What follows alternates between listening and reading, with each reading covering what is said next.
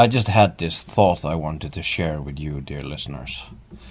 You know how modern media is all gritty and brutal and realistic, as they call it, and they try and subvert fairy tales because fairy tales are too romanticized or they don't depict reality very well.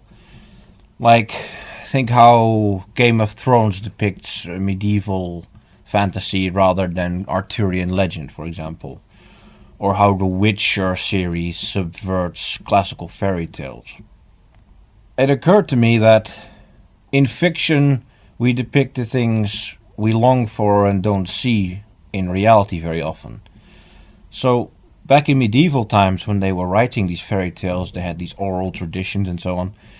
They had no desire for even more brutality and cruelty and violence in their stories, because that was their day-to-day life.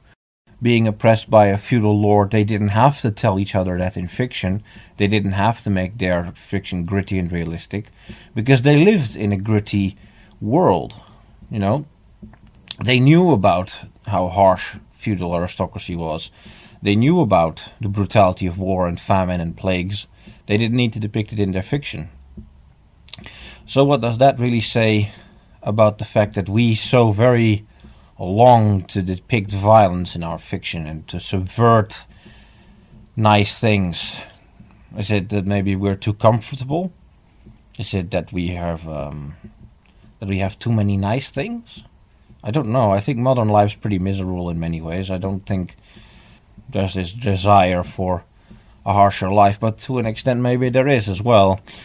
But at any rate, I think it says something about the general cultural zeitgeist, the fact that we so very much long to depict brutality, violence, oppression, and grittiness. Of course, it does have to be said that some of these fairy tales were in their origin brutal. In the original versions of the Brothers Grimm's fairy tales, these are much harsher because they're used as moral warnings.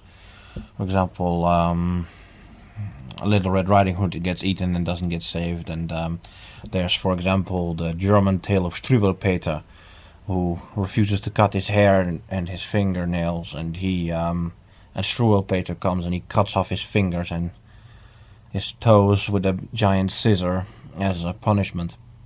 A lot of these were, of course, exaggerations to try and teach a lesson, whereas other stories like Aesop's fables and tales like Rapunzel and so on, they were just nice tales to tell children or folklore told around the fireplace. And these were just for entertainment's sake rather than being a moral warning. But there were those who were moral warning, of course. But it's important to distinguish those things. The Witcher or Game of Thrones are not trying to teach you a moral lesson, I don't think. Unless it is that you've got to be a brutal asshole in realpolitik as a politician, but that only applies to a very small segment of the population, and it's maybe not the best thing if all politicians are without principle Machiavellians. So. Your degenerate existence ends now!